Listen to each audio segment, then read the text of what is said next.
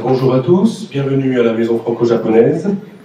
Nous avons aujourd'hui le plaisir d'accueillir donc Philippe Descola et Nakazawa Shinichi, ainsi que notre collègue de Paris 7, Yatabe Kazuhiko, qui est un grand habitué des débats en franco-japonais. Je suis Jean-Michel Butel, chercheur à la Maison franco-japonaise, et c'est au nom de cette honorable institution qui fête cette année ses 90 ans. 90 ans de débats franco-japonais entre des intellectuels de nos deux pays, que j'aimerais remercier chaleureusement les participants de ce soir d'avoir accepté l'idée de ce débat, malgré un emploi du temps que vous devinez, pour l'un comme pour l'autre, extrêmement chargé.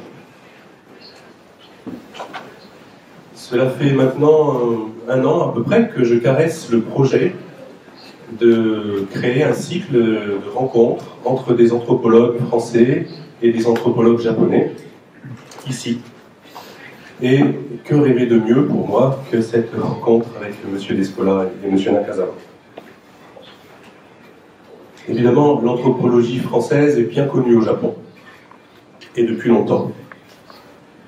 Et plusieurs anthropologues centraux dans ce pays, certains sont dans cette salle, je pense, et je les remercie d'être présents, ont fait de l'anthropologie française leur patrimoine, une partie de leur patrimoine intellectuel.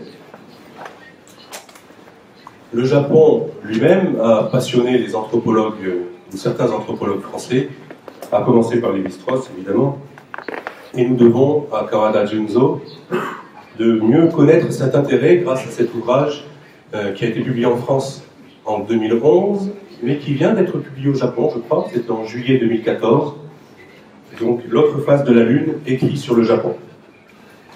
Et par hasard, j'ai vu aussi que la conférence de Claude Lévi-Strauss au Nichibunken avait été rediffusée il y a très peu de temps à la télévision.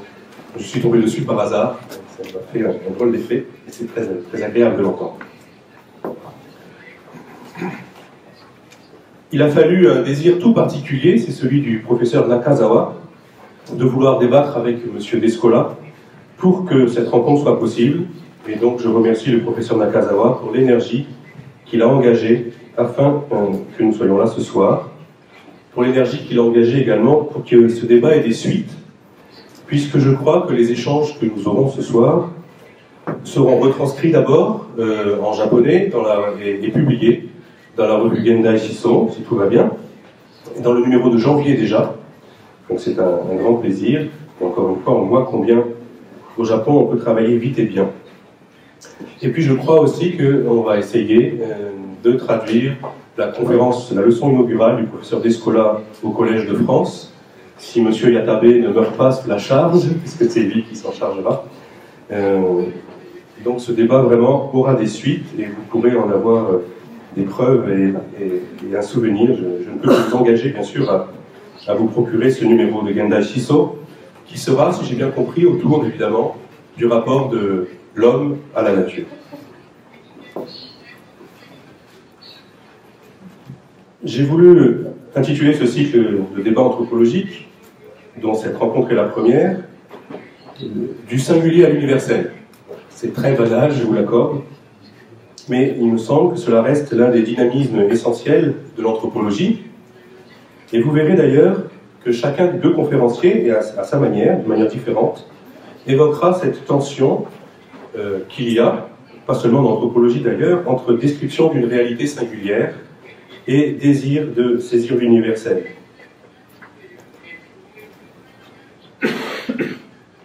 Le parcours de Philippe Descola me semble d'ailleurs répondre de façon particulièrement vive à cette incitation du singulier à l'universel. J'ai amené quelques livres ici, je vais vous rappeler quelques points.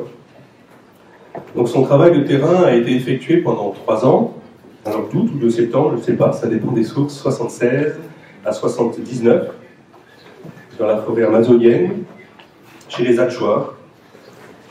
Et ce travail, très long, qui est allé jusqu'à l'épuisement des habits, si j'ai bien lu, plus d'habits, plus de chaussures, tellement on est resté longtemps dans la forêt, a donné naissance à une monographie d'une précision rarement égalée, et vraiment exceptionnelle, impressionnante. Donc voici ce travail de terrain qui a donc été le travail de thèse et qui a donné naissance à cette monographie, La nature domestique, symbolisme et praxis dans l'écologie des Hachoirs, publiée en 1986. Philippe Descola, il démontre, dans une écriture très maîtrisée et très impressionnante de vocabulaire, une richesse de vocabulaire, j'ai dû apprendre une centaine de mots, peut-être même plus, à chaque chapitre.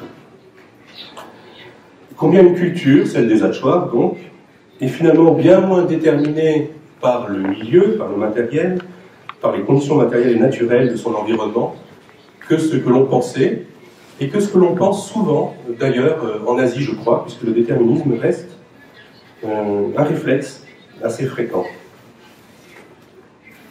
Et ce, dans un milieu particulièrement inhospitalier, si l'on veut, puisqu'il s'agit de la forêt primitive.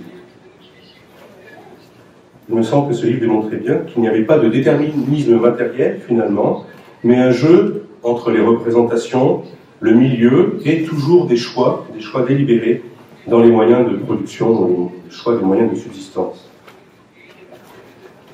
Donc cette expérience, dont l'écriture est vraiment très maîtrisée, je dirais, ou contrôlée, a été reprise dans ce livre, publié 7 ans plus tard, en 1993, Les Lances du crépuscule, un livre donc dans cette très belle collection de Terre humaine. Et on y découvre dans ce livre d'abord une vision beaucoup plus globale de la société hachoir, qui n'est pas fixée sur la production, mais aussi une complicité qui semble avoir été essentielle, qu'on ressentait déjà dans ce livre, durant toute l'expérience ethnologique, et sans doute ensuite, j'imagine, celle donc de M. Descola, avec son épouse, ici présente, et que je salue, donc Madame Taylor. L'expérience chez les Hachoirs est le socle qui permet à Philippe Descola de reconsidérer l'opposition classique, tant débattue entre nature et culture, et de proposer en 2005 une somme réellement impressionnante, l'un des rares livres récents, je crois, qui prennent le risque de prendre au sérieux le projet anthropologique universel annoncé par-delà nature et culture. Et je crois que c'est de ce projet que Philippe Descola nous parlera dans son intervention aujourd'hui.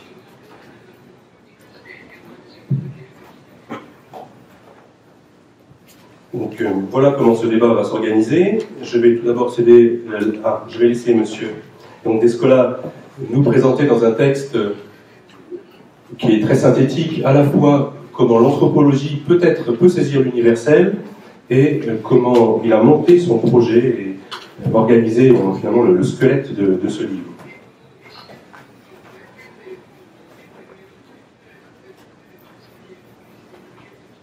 Je laisserai ensuite M.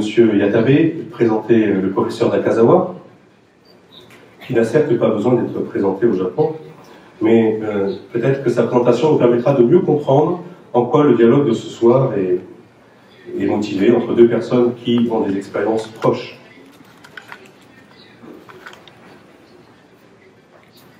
Le professeur Yatabe est bien connu des gens qui s'intéressent au Japon. Il a longtemps été l'auteur de billets finalement très anthropologiques dans le courrier international. Vous avez sûrement la mémoire de cette très belle calligraphie et de ces explications très courtes, mais toujours pleines de goût de la culture japonaise. C'est un pasteur infatigable entre nos deux cultures, donc je crois qu'il est tout à fait bien d'être là aujourd'hui. Ensuite, M. Nakazawa prendra la parole. Je crois qu'il a axé son travail, ou son papier de ce soir, autour de la culture japonaise, de la nature japonaise plutôt, comme une incitation faite à M. Descola de revenir. Je crois que c'est surtout ça, un désir que M. Descola revienne et prenne à bras le corps le terrain japonais dans la suite de ses travaux. Et vraiment, je le remercie beaucoup d'avoir pris cette peine. Toute notre rencontre bénéficie d'une traduction simultanée, et si je m'arrête, c'est pour leur laisser le temps de finir. Alors, je dois avouer que je suis un peu inquiet, mais à la fois admiratif du travail qui va être fait par les deux interprètes en cabine. Il faut les remercier tout particulièrement d'avoir accepté cette tâche alors que d'autres interprètes ont fui lâchement devant la difficulté qui était promise à cette conférence. La complexité des propos rendra parfois sans doute le passage d'une langue à l'autre quasi impossible, il faut le dire. C'est une expérience ethnologique ou anthropologique aussi, que j'invite chacun à goûter et à surpasser. Monsieur Descola.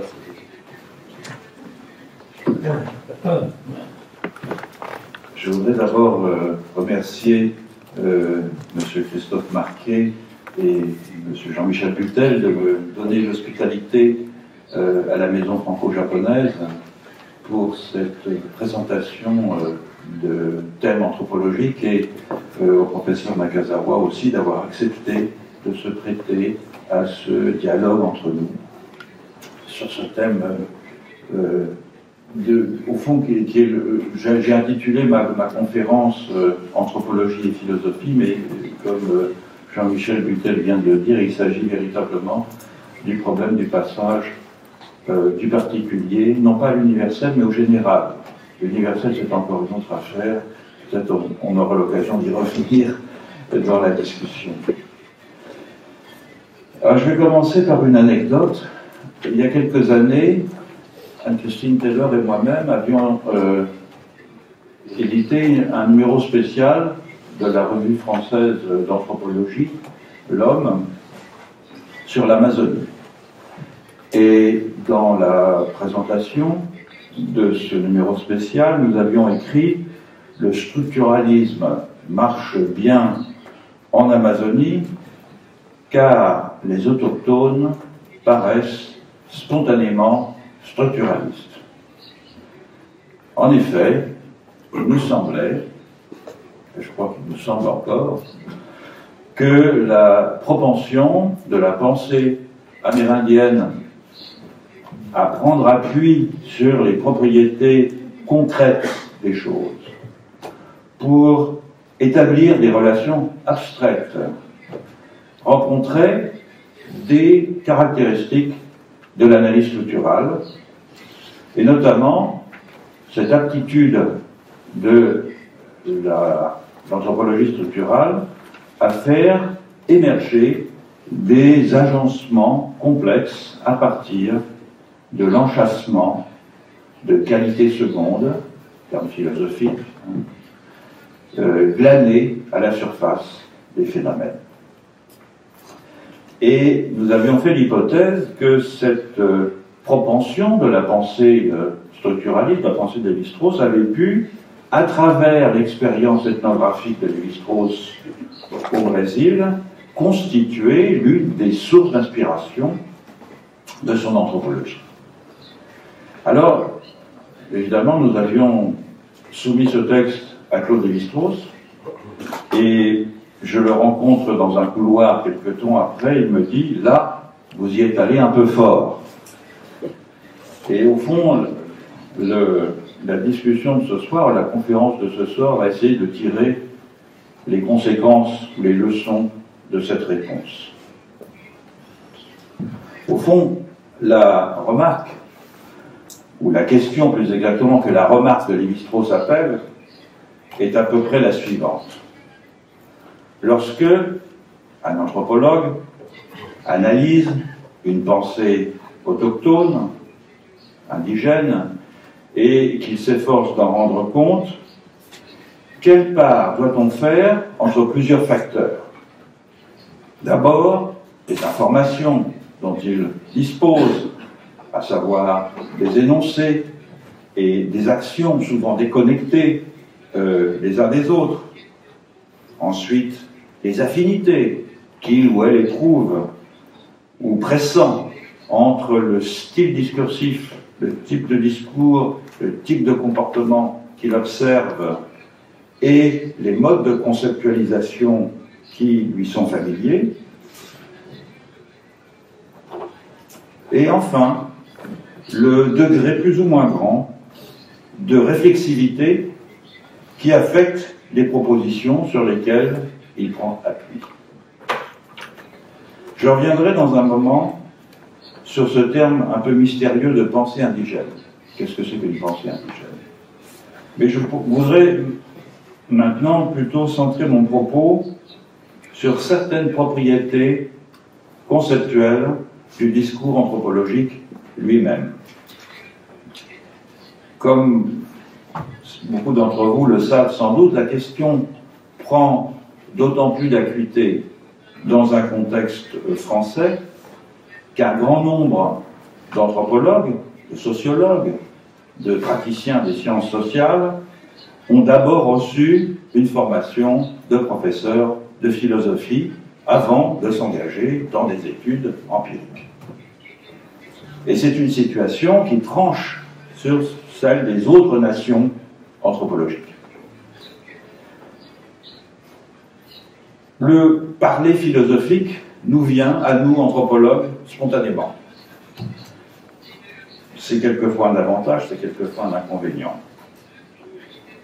Et c'est un peu un paradoxe parce qu'au fond, le choix que les anthropologues, on peut, si vous voulez, remonter à Durkheim et ensuite énoncer toute une série de grands noms, Lévi-Strauss, Godelier, sont tous des philosophes de formation, mais le choix de devenir anthropologue a été, dans tous ces cas, je crois, en partie alimenté par un désenchantement vis-à-vis de la philosophie universitaire, c'est-à-dire vis-à-vis d'une pensée concernée, pour l'essentiel, par l'exégèse de sa propre histoire, tournée entièrement vers elle-même, et, de ce fait, indifférente aux questions qui sont posées ailleurs, dans des termes que pendant longtemps,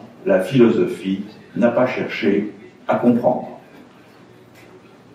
Alors, un mot d'abord sur peut-être l'originalité de la philosophie par rapport à d'autres formes de pensée spéculative dont d'autres civilisations nous offrent le témoignage.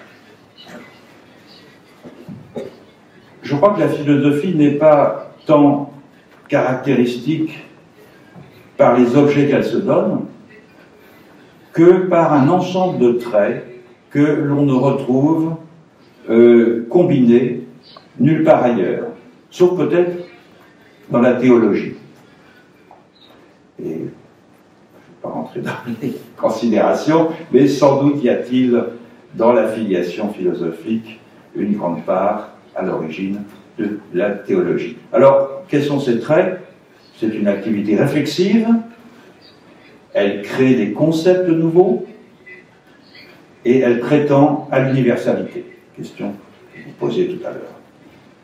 Alors, on peut dire que tous les systèmes de pensée qui s'attachent à donner du sens à l'existence inventent des idées originales. En revanche, bien moins nombreux sont ces systèmes de pensée qui se reprennent eux-mêmes sans cesse comme objet de réflexion et d'enquête. Et ça, c'est une caractéristique de la philosophie. Et il me semble qu'il n'en est pas d'autre que la philosophie qui, comme la science d'ailleurs, affirme que ces propositions sont pertinentes dans l'absolu, ne serait-ce que par prétérition. Or, évidemment, cette dernière prétention est exorbitante, puisque soit les concepts dont parle la philosophie n'existent pas plus dans d'autres ontologies que les réalités qu'ils désignent, la nature, le sujet, l'être, la transcendance, l'histoire, soit les réalités dont les autres ontologies cherchent à rendre compte sont impossibles à digérer par la philosophie. Donc la conséquence est simple, pour moi en tout cas. Il faut ou bien que la philosophie se réforme de façon drastique en révisant ses présupposés afin d'accueillir d'autres manières de penser, ce qui, au vu de son histoire propre, ne pourra être le fait sans doute pendant longtemps que d'une toute petite minorité de philosophes. Il y en a quelques-uns qui le font, en effet, mais ils sont très peu nombreux. Ou bien, l'autre conséquence, c'est que l'anthropologie prenne à sa charge ce travail de symétrisation conceptuelle. Et avec des mouvements de balancier qui sont inévitables dans une entreprise de ce genre, il me semble que c'est dans cette voie que l'anthropologie s'est engagée depuis un peu plus d'un siècle. Et pourtant, et pour des raisons sur lesquelles je reviendrai dans un moment, ce travail de symétrisation est condamné à demeurer inabouti, puisque, au fond, son produit final est conditionné par l'auditoire auquel il est destiné. Et quel est cet auditoire? C'est, outre les professionnels de l'anthropologie, les amateurs de pensée réflexive formés par 2 millénaires et demi de tradition philosophique européenne et à qui il faut bien s'adresser dans le langage qui soit susceptible de comprendre. Et cette symétrisation nécessairement incomplète, je reviendrai tout à l'heure sur les raisons pour lesquelles elle est incomplète, elle ne peut être qu'incomplète, prend aussi des formes très différentes selon les types, les modalités de transfert entre là où les systèmes de pensée autochtones, indigènes, locales, et le système de pensée de l'analyste.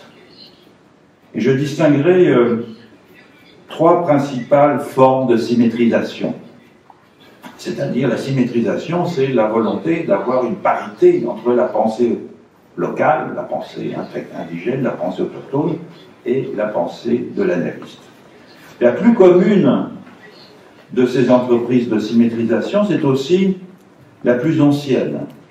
Elle consiste à développer les implications conceptuelles d'une institution locale de telle façon que le champ d'application de cette institution dépasse celui de l'institution originelle et les particularités de la région du monde où on a décrit cette institution pour la première fois. Ça, c'est le travail de l'anthropologue depuis plus d'un siècle. Dans les débuts de la discipline, ce mouvement de généralisation s'est opéré en dilatant, en extension, le sens d'un concept autochtone, de façon à ce qu'il englobe une foule de phénomènes disparates qui n'avaient, au fond, pour seul point commun, que de ne pas cadrer avec la manière dont on appréhendait en Occident le champ de pratique que ce concept était réputé qualifié. Alors les exemples abondent: totem, mana, tabou, chaman, sont tous des concepts qui sont nés ainsi dans ces circonstances. Dans une période plus récente, c'est plutôt en exploitant, non pas en extension, mais en intention, les conséquences conceptuelles d'une institution, d'un processus, d'un régime de relations, d'une orientation épistémique, isolée par l'observation ethnographique, que cette opération de généralisation a été réalisée. Donc, au lieu d'une expansion démesurée d'un sens qui, au fond, était initialement imprécis, c'est au contraire un approfondissement d'un sens très précisément défini qui est recherché. Pour donner des exemples classiques en anthropologie, la notion d'englobement hiérarchique chez Louis Dumont, par exemple, le va-et-vient chez Marilyn Strathern entre objectivation et désobjectivation des relations, le perspectivisme chez mon collègue et ami Eduardo Viveros de Castro. Ce sont des constructions théoriques qui sont initialement destinées à rendre compte de dispositions propres à une ère culturelle, en l'occurrence l'Inde pour Louis Dumont, la Mélanésie pour Marlène Swartl et l'Amazonie pour Viveros de Castro, qui peu à peu acquièrent une extension plus grande qui dépasse les limites de cette ère culturelle originelle plutôt. Et l'originalité au fond de ces modèles locaux devenus paradigmatiques et le principe même de leur constitution résulte du contraste qu'ils présentent par rapport à des façons occidentales de percevoir et de conceptualiser le champ de phénomènes dont ces modèles rendent compte. Il y a toujours une institution occidentale comme arrière-plan, même si elle n'est pas explicitement mentionnée. Par exemple, les analyses classiques sur le totémisme de notre grand ancêtre Fraser sont évidemment contrastent avec l'idée d'une séparation de nature entre humain et non-humain. De la même façon, la hiérarchie, l'englobement hiérarchique de Dumont, de Louis Dumont, que j'évoquais il y a un instant, contraste, alors là de façon explicite chez Louis Dumont, avec l'individualisme possessif. De la même façon, le how de Marcel Mauss, dans son analyse sur le don, contraste avec la logique marchande. Et on pourrait multiplier les exemples. Donc ici, la généralisation d'un relatif, puisque c'est une institution locale, relativise un principe général, ou perçu comme général, c'est-à-dire une institution occidentale, européenne en général. Passons maintenant à la deuxième forme de symétrisation. C'est celle qui consiste à transformer une pensée autochtone en un corpus plus ou moins systématisé, analogue à une doctrine philosophique, à tout le moins dans son mode de présentation. C'est là aussi une tendance ancienne, et peut-être même plus ancienne que celle que je viens d'évoquer, puisqu'elle est au départ caractéristique d'une certaine anthropologie missionnaire. La Historia General de las Cosas de la Nueva España, qui est un texte très important, compilé en nahuatl au Mexique au XVIe siècle par Bernardino de Sahagún, en est l'exemple le plus précoce. Traité de philosophie nahuatl. Les lettres édifiantes et curieuses des jésuites de Chine, c'est la variante la plus célèbre évidemment, notamment en vue de l'importance du rôle que ces documents ont joué dans la formation de la pensée de Leibniz. Une expression plus moderne de cette tendance, c'est la fameuse philosophie bantoue du père Placide Tempels, donc un ouvrage du début du XXe siècle, qui a suscité un très ample débat parmi les philosophes originaires d'Afrique noire, qui se présentent comme une philosophie ontologique tirée de l'analyse par le père Tempels de la pensée bantoue. Alors, évidemment, le débat sur les métaphysiques alternatives a fait rage, et il a surtout fait rage en Afrique, et parmi les philosophes africains, pour savoir s'il s'agissait ou non de philosophie. Mais ce genre de débat n'est pas absent non plus des travaux ethnologiques proprement dits. Et habituellement, c'est sous la forme des couleurs philosophiques clairement reconnaissables, au moyen desquelles un ethnologue va dépeindre les dispositions morales ou épistémiques de la société qu'il étudie. Alors les exemples abondent en France du fait précisément de l'influence de la philosophie sur l'ethnologie, et notamment de l'influence de la phénoménologie de Husserl sur la formation des ethnologues de terrain de la première génération.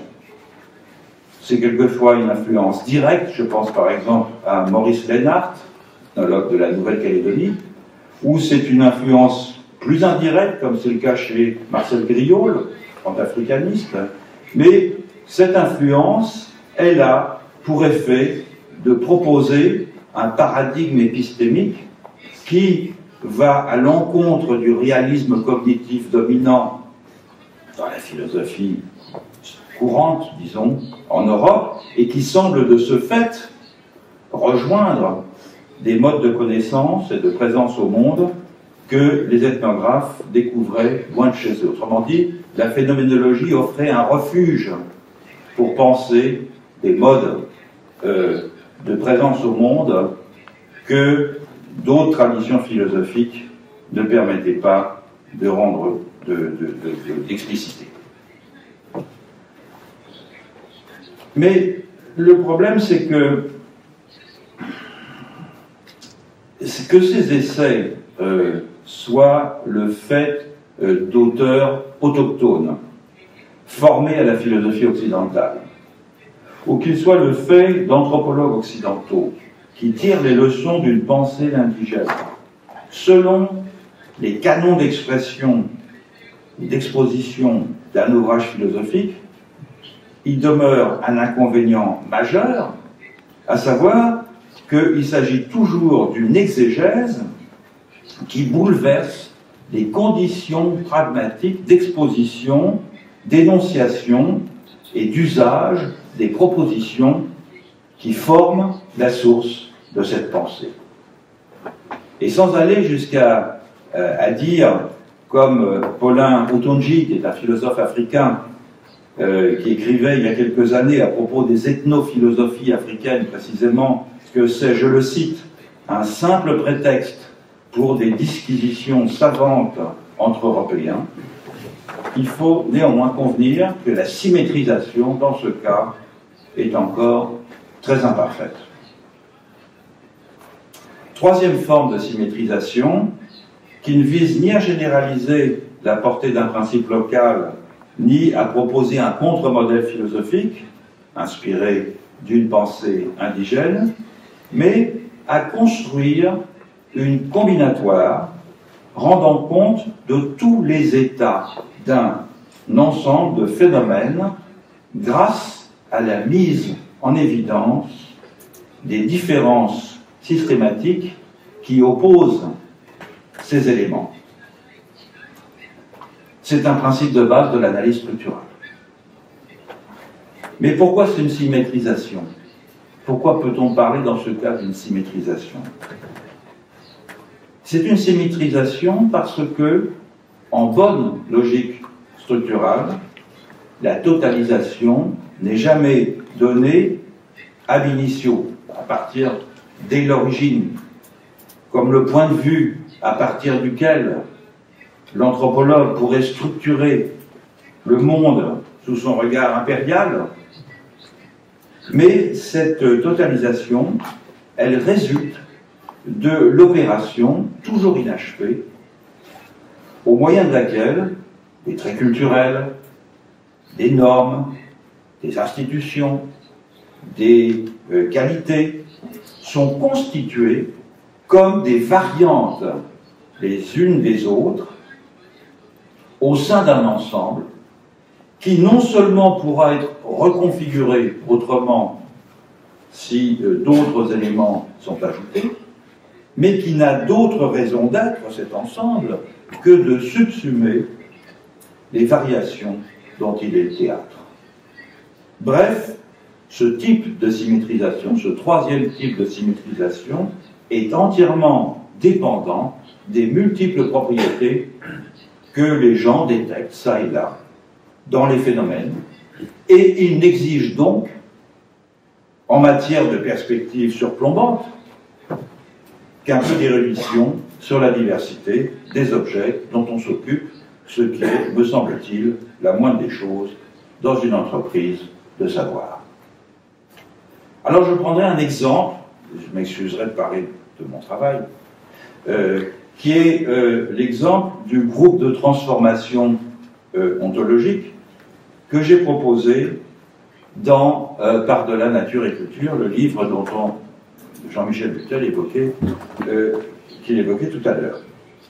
Ce groupe de transformation, c'est une matrice contrastive qui oppose deux à deux ce que j'ai appelé des modes d'identification, c'est-à-dire tout simplement des manières de percevoir des continuités et des discontinuités entre l'homme et les objets de son environnement, sur la base des ressemblances et des contrastes de formes, de substances ou de comportements que son engagement dans le monde le conduit à inférer. Et en effet, confronté à un objet quelconque, je peux supposer, donc je prends le jeu philosophique là, je peux supposer, comme un sujet abstrait, soit que cet objet quelconque possède des éléments de physicalité et d'intériorité qui sont identiques aux miens, mais qui diffèrent tous ensemble de ceux que d'autres humains partagent avec d'autres non-humains, et c'est la définition que je propose du totémisme, et notamment du totémisme en Australie. Je peux aussi supposer que mon intériorité et ma physicalité sont, ou plus exactement que l'intériorité et la physicalité de cet objet dans mon environnement sont distinctes des miennes, tout en exhibant des écarts assez faibles pour autoriser des relations de correspondance. Et c'est ce que j'ai appelé l'analogisme. Je peux encore supposer que nous avons des intériorités similaires, mais des physicalités hétérogènes, des corps différents par exemple, et c'est l'animisme. Soit enfin, je peux supposer que nos intériorités sont incommensurables et que nos physicalités sont régies par les mêmes principes, et c'est la formule qui correspond à ce que j'ai appelé le naturalisme. Donc c'est un tableau ontologique qui présente des ressemblances avec ce que Lévi-Strauss appelle parfois l'ordre des ordres, à savoir le niveau supérieur d'articulation structurale des divers systèmes composant la vie sociale, mais qui serait ici un ordre des ordres, non pas en fonction d'une intégration de niveaux déjà préalablement définis, comme c'est le cas pour Lévi-Strauss, mais comme effet d'une hypothèse quant à ce qui est premier dans l'expérience des choses, et ce qui est premier, à mon sens, dans l'expérience des choses, c'est discerner des qualités dans les objets qui nous entourent et inférer les relations à ces objets que ces qualités autorisent. C'est pas très différent de la philosophie de Hume, au fond, hein, qui me convient tout à fait. La matrice donc des identifications ne joue pas le rôle d'un premier moteur philosophique. Elle est une sorte de dispositif expérimental que j'ai bricolé et qui me permet de capturer et donc d'instaurer et de trier, donc de combiner des phénomènes afin de pouvoir mettre en évidence la syntaxe de leurs différences, des différences entre ces phénomènes. Mais il y a plus, et c'est ça qui pour moi est important.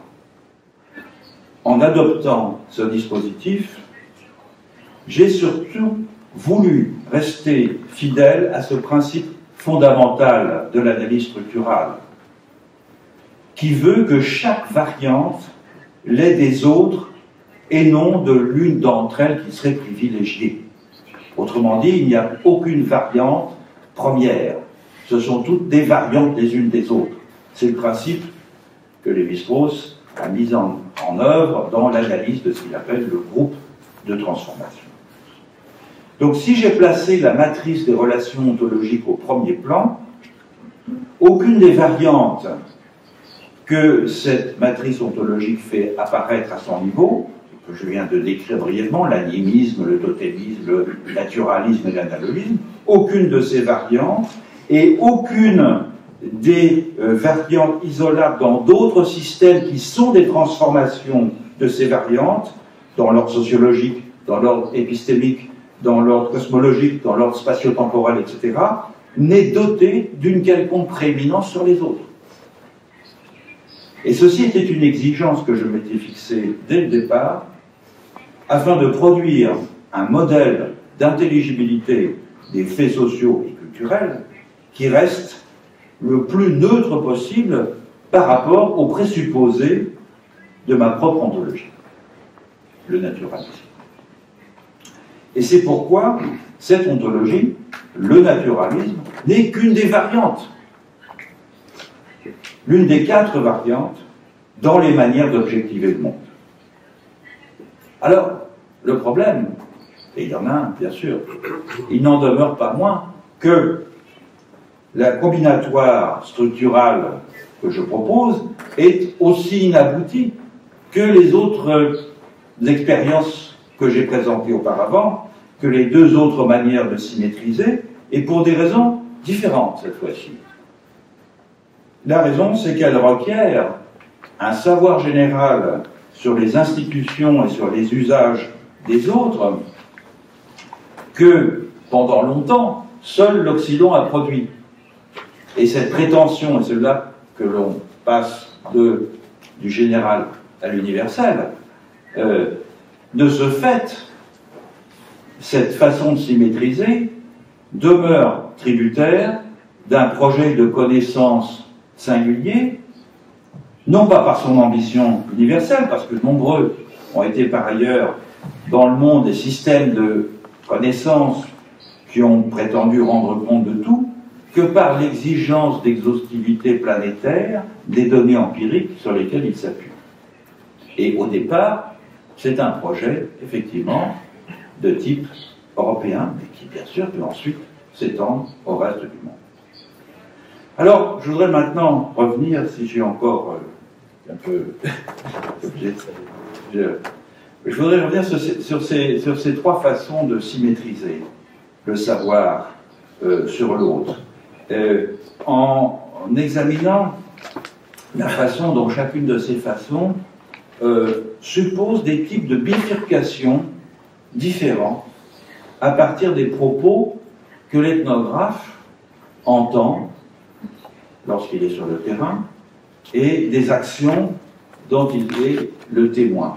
Ces bifurcations, je les appellerais des droits de suite. C'est une expression que Lévi-Strauss lui-même a employée. Des droits de suite qui vont se déployer dans la direction soit d'un approfondissement exégétique, l'une des formes de symétrisation que j'ai évoquées tout à l'heure, soit d'une généralisation conceptuelle, autre forme de symétrisation, soit d'une intégration dans un système transformationnel, qui est une 3e forme de symétrisation, qui est celle que j'ai adoptée personnellement. Alors, avant d'examiner plus avant ces 3 types de bifurcation et les régimes d'autonomisation qu'ils déclenchent, peut-être n'est-il pas inutile de dire un mot sur les données même à partir desquelles on bifurque. Au fond, à partir de quoi bifurque-t-on? Par contraste avec la philosophie, qui a généralement affaire avec des ensembles discursifs déjà en partie réflexifs. La philosophie des sciences travaille sur la science qui a déjà une attitude réflexive vis-à-vis d'elle-même, par exemple. L'anthropologue, lui, est rarement confronté à une pensée indigène constituée, c'est-à-dire qui prend une forme systématiquement réflexive. Ça peut être le cas, mais c'est rare. Il y a des philosophes autochtones, sans doute, mais ils ne sont pas très nombreux, et au fond, tous les anthropologues sont capables d'en nommer une demi-douzaine, parce qu'ils sont très connus dans l'histoire de l'anthropologie, mais il n'y en a pas beaucoup plus. La plupart du temps, les informations à partir desquelles nous bricolons notre savoir sont des énoncés décousus, fragmentaires, que nous recalibrons sur le champ en séquences signifiantes Et pourquoi? Tout simplement afin de maintenir le fil d'un rapport sémantique avec nos interlocuteurs, exactement comme nous le faisons à la maison dans une conversation normale. Par exemple, donner un exemple, Hatchoir. Un homme Hatchoir me dit en Amazonie qu'il a rêvé qu'un homme dans un arbre lui donnait rendez-vous le lendemain pour qu'il vienne visiter ses sœurs. Et en fait, l'interprétation, c'est que c'est un singe laineux, une espèce de singe, sous forme humaine, puisque les singes laineux se voient comme des humains, qui indique au rêveur qu'il lui livrera demain des épouses, c'est-à-dire du gibier qu'il pourra chasser. Alors, c'est quoi la première bifurcation vraisemblable sur un énoncé de ce type, qui est rendu possible par un début de familiarité avec des énoncés du même ordre? C'est une bifurcation de type compréhensible,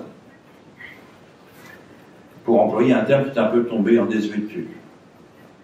Mais il faut toutefois insister ici sur le fait que lorsque l'ethnographe s'efforce d'organiser le flux des choses qu'il voit, qu'il entend, en les synthétisant en séquences structurées et en modèles de comportement, c'est pas du tout, en tout cas me semble-t-il, au premier chef à des fins spéculatives, ou même à des fins de connaissances abstraites, mais pour guider sa conduite, son comportement sur le terrain.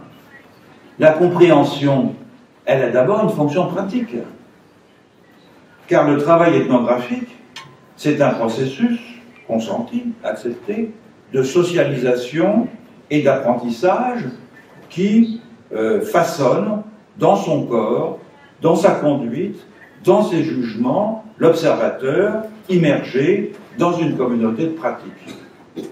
Et lorsque l'observateur va inférer chez ses hôtes des schèmes cohérents de comportement, il va se constituer comme une sorte de vadémécum, de petit guide, qui va gouverner les relations qu'il entretient avec ses hôtes, pour ainsi éprouver à tout moment la plus ou moins grande coïncidence des actions dont il est à la fois le témoin et l'acteur, avec l'interprétation qu'il s'en est forgée. Et c'est indispensable, parce que si vous ne faites pas ça, vous n'allez pas rester très longtemps sur le terrain, parce que les gens vont avoir assez rapidement envie de se débarrasser de vous. Mais comprendre, c'est pas seulement comprendre pour soi, c'est aussi donner à comprendre à autrui, c'est-à-dire à la collectivité, d'où l'ethnographe est issu. Et en devenant ainsi public, l'interprétation fait appel à d'autres procédés, et elle change donc de nature. Et c'est ici que prend place une deuxième bifurcation qui va se ramifier en plusieurs voies, dont certaines correspondent aux différentes formes de symétrisation que j'ai évoquées il y a un moment. L'approfondissement conceptuel, à savoir l'opérationnalisation théorique d'un trait culturel ou d'un concept issu d'une description locale, et la systématisation exégétique, c'est-à-dire la traduction en langage philosophique, disons, d'une pensée indigène, font d'abord appel à un premier type de bifurcation, essentiellement de nature inductive. Un ensemble de faits, appréhendés d'abord par l'ethnologue à l'intérieur de la totalité concrète, sociale où il a été observé, sera envisagé cet ensemble de faits comme une variation au sein d'un ensemble plus vaste de faits analogues dans des sociétés voisines de la même ère culturelle, lesquelles exhiberaient ainsi un style régional faisant perdre à l'ensemble originel son apparente exceptionnalité. Et de là, d'autres bifurcations sont encore possibles, dont celle qui mène à ce que j'ai appelé l'intensification conceptuelle, d'une part, ou à la métaphysique alternative, d'autre part. Et l'une et l'autre procèdent de la même façon, par généralisation inductive et reparamétrage des énoncés, afin de faire affleurer des concepts synthétisant des pratiques jusqu'alors informulées de façon propositionnelle. Et c'est comme ça que surgissent, dans un cas, l'animisme tel que je l'ai redéfini, ou bien le perspectivisme tel que Viveros de Castro l'a redéfini, ou l'a défini, l'englobement hiérarchique tel que Louis Dumont l'a défini. Et dans l'autre cas, c'est ainsi que surgit la métaphysique alternative, par exemple l'ontologie dynamique Bantou du père Tempels, ou bien, pour prendre un exemple en Milanésie, ce qu'on appelle la théorie holographique du sujet chez Roy Wagner. Et la différence entre les deux, elle est plutôt dans la portée que dans la méthode. L'approfondissement conceptuel a une ambition proprement anthropologique, puisqu'il s'agit, en proposant un nouvel outil d'analyse issu de l'étude d'une situation singulière, de contribuer à une meilleure intelligence des propriétés des collectifs en général, tandis que l'exposé d'une philosophie alternative, on parle d'altermétaphysique maintenant, a pour effet de subvertir la métaphysique classique, c'est-à-dire la métaphysique occidentale, en montrant que d'autres voies sont possibles pour penser l'être et le monde. Sauf que quand on parle de l'être et du monde, on est toujours dans les termes de la métaphysique occidentale, bien sûr. Par contre, la bifurcation que j'ai suivie, celle qui mène à organiser des traits différentiels dans une combinatoire, elle me semble de nature différente, puisqu'elle subordonne l'induction à la méthode déductive. En effet, des objets conceptuels, comme par exemple chez Lévi-Strauss, l'arborescence des formes d'alliance de mariage qu'il a élaboré dans les structures élémentaires de la parenté, ou bien, pour prendre l'exemple de ce que j'ai donné tout à l'heure de mon travail, de la table des modes d'identification que j'ai proposée, elles ne sont pas ces constructions l'effet direct de généralisation inductive. Ce sont des modèles. Et des modèles, ce sont des montages matériels, bricolés, sous l'inspiration du moment, des graphes, des diagrammes, des tableaux, qui figurent dans l'espace la structure d'une classe de phénomènes dont on peut conjecturer qu'il manifeste une régularité. Donc le modèle permet de faire des hypothèses sur les relations existantes entre ces phénomènes et d'étudier ainsi leurs propriétés formelles. Et le moyen est ici adéquat à l'objectif, qui n'est pas de métamorphoser une valeur locale en un concept analytique, mais bien de résoudre un problème ancien que l'anthropologie a hérité du droit comparé. On pourrait dire que l'anthropologie est un prolongement du droit comparé, à savoir la question de la compatibilité et de l'incompatibilité structurelle entre certains types de pratiques, certains types d'institutions, certains types d'idéologies. Et la seule voie possible pour ce faire est de bricoler des modèles qui permettent de détecter et de déployer les prémices ontologiques qui sous-tendent des régimes de pratiques et semblent infuser certains collectifs d'un style distinctif. J'ai presque fini. Quelques mots encore. Alors, à première vue, on pourrait penser qu'il n'y a pas la bifurcation à partir de l'expérience ethnographique, mais un changement complet de registre. Il s'agit de toute autre chose dans cette bifurcation. Or, il me semble qu'il n'en est rien. Il n'en est rien car, par contraste avec l'opposition que l'on fait traditionnellement entre l'ethnologie d'un côté et l'anthropologie de l'autre, qui renverrait à des objets et à des méthodes bien compartimentées. La démarche déductive dont je viens de parler, elle n'est pas indemne des procédures préalables qui l'ont rendu possible et que l'économie de l'exposition, en particulier dans le livre dont on parlait tout à l'heure, m'a conduit à rendre invisible. Et de fait, c'est par une série de généralisations inductives portant sur l'ethnographie, la mienne et celle des autres, que le modèle transformationnel par-delà nature et culture s'est peu à peu mis en place. Et au fond, je n'ai rien fait là que de très commun, car c'est dans le dépôt constamment enrichi des monographies ethnologiques que les anthropologues extraient les éléments qui leur permettent de choisir telle ou telle bifurcation.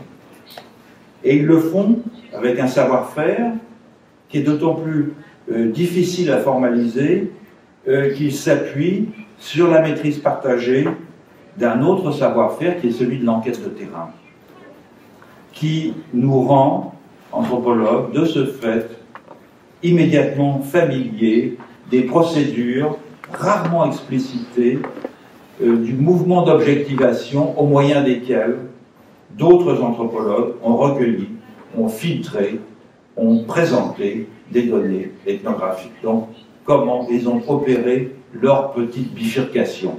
Et on reconnaît dans leur travail, en les lisant, le genre de bifurcation qu'ils ont fait, parce que nous-mêmes avons procédé à ces bifurcations. C'est un peu, si vous voulez, un analogue de la pratique de l'expérience dans les sciences expérimentales. Donc ce va-et-vient constant entre abstraction et description, entre induction et déduction, entre savoir direct et savoir médiatisé, entre concept local et concept à prétention générale, est probablement ce qui fait de l'anthropologie une science tout à fait spéciale, un art de la découverte, pourrait-on dire, pour la définir, dont le parfum d'aventure n'émane pas seulement des populations que l'on rencontre sur le terrain. Merci beaucoup.